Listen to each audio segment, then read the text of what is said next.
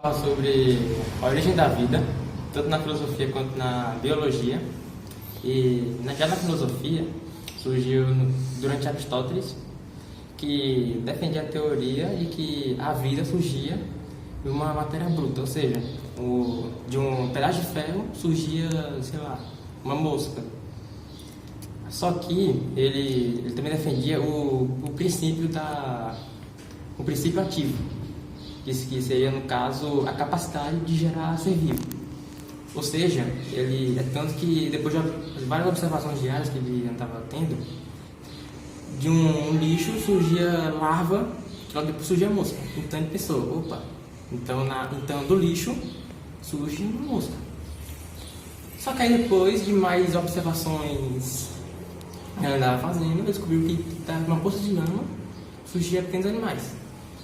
Ou seja, logo ele também pensou, pronto, então o ser vivo surge na matéria bruta.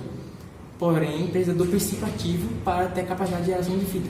E é tanto que no período pré-socrático, Tales, ele define a teoria dele de que a origem de tudo era água. Por causa também dessa teoria, a biogênese que Aristóteles tanto defendia. Então tem uma ligação também entre os dois. E desde o período para 1860, ela era muito defendida, muito falada pela população da época e tudo mais. Muitos filósofos também defendiam com o famoso carne e osso a teoria. Porém, o cientista Louis Pasteur, ele foi lá e pensou assim, não, porque essa teoria não faz sentido se uma matéria surge um ser vivo. Então logo ele fez vários experimentos para tentar quebrar essa teoria de que para ele não faz sentido uma matéria surgiu um ser vivo. Então logo ele fez vários experimentos, e sendo deles, o mais famoso dele, que realmente quebrou a teoria de Aristóteles, que foi o famoso experimento boca de cisne. Que ela consistia em pegar um frasco de vidro, conhecido como balão de vidro na época lá, e pegar uma sopa lá, um caldo, por exemplo, um caldo lá e ferver lá. Só que na pontinha tinha algo que consistia em um balão de vidro, como chamavam na época lá, um caldo ou uma sopa, algo do tipo, e fervia lá no balão de vidro. Só que na ponta do frasco tinha um formato de que parecia um pescoço de cisne.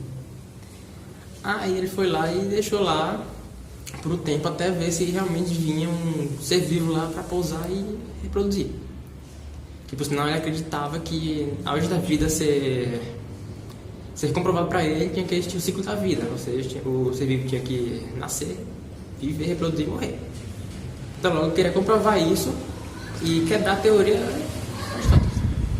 Aí ele foi lá, viu que realmente estava dando certa teoria que ele estava fazendo e resolveu chamar outros experientes da área da França. Então eles foram lá e ficaram lá para presenciar. Ficar lá, mas não faz sentido e tudo mais. A bactéria está voando pelo lugar, vai entrar no caldo e vai estar lá para reproduzir. Só que aí ele foi lá e foi comprovar lá que o caldo não tinha nada de bactéria, nada de organismo microscópico lá. Então logo ele foi lá e resolveu quebrar, no caso arrancar o pescoço de cisne, como era chamado lá.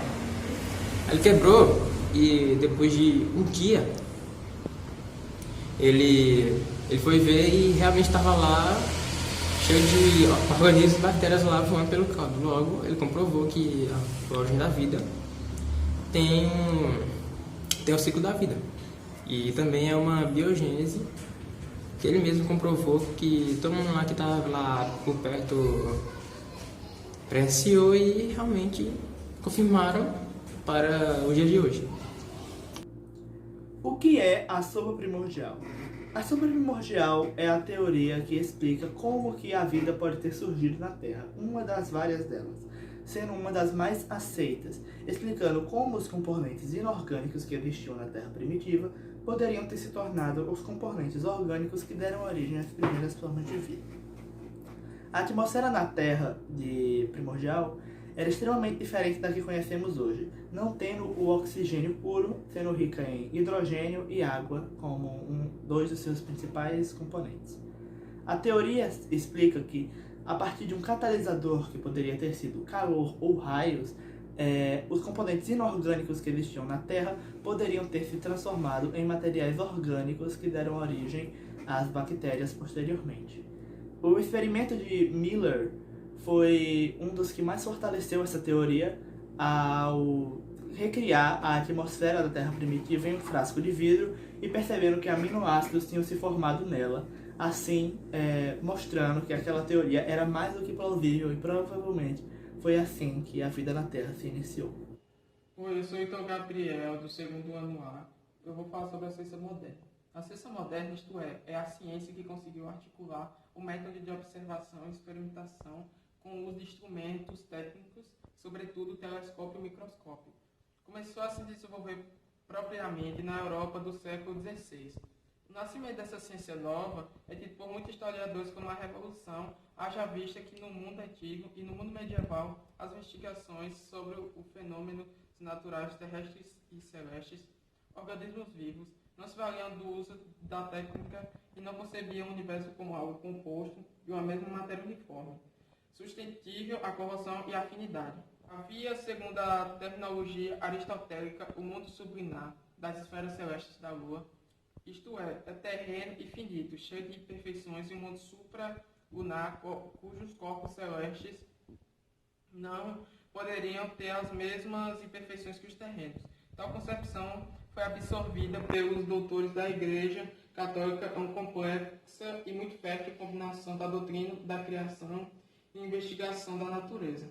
Soma-se a essa combinação a perspectiva cosmológica desenvolvida por Ptolomeu, que concebia a Terra como sendo o centro desses cosmos harmônicos.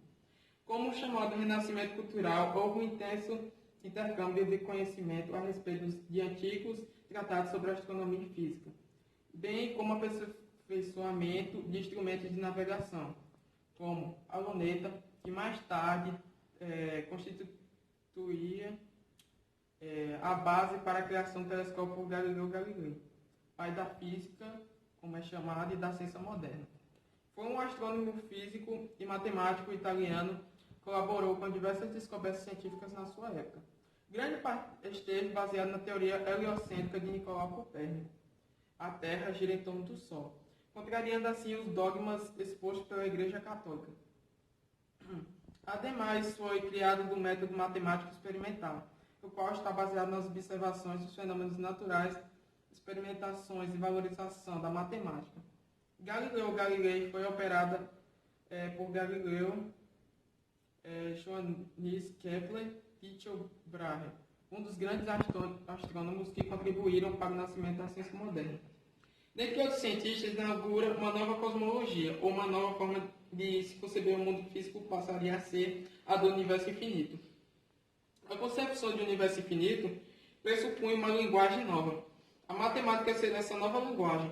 O mundo, segundo Galileu, poderia ser lido e interpretado através de características geométricas. A matemática e a lógica indutiva mesclada com as concepções filosóficas do século XVII. Notadamente, o raciocinalismo de René Descartes, instrumento decisivo para a observação dos corpos celestes. Descartes, filósofo e matemático francês, foi criado do pensamento cartesiano, sistema filosófico que dá origem à filosofia moderna e o empirismo dos filósofos ingleses. Alinhavaram o sistema científico moderno, cujo o desenvolvimento se deu progressivamente até o advento da teoria da relatividade de Einstein e da mecânica quântica de Heisenberg e Bohr. São duas características fundamentais da ciência moderna: linguagem matemática, que está implicada nas formas que decodificam os fenômenos naturais, e a relação com a técnica ou a produção de aparatos tecnológicos capazes de manipular a natureza. A ciência moderna continua contribuindo para o desenvolvimento de ciência atual, tanto no avanço da tecnologia na tecnologia, na biologia, na matemática, na geografia e em vários anos.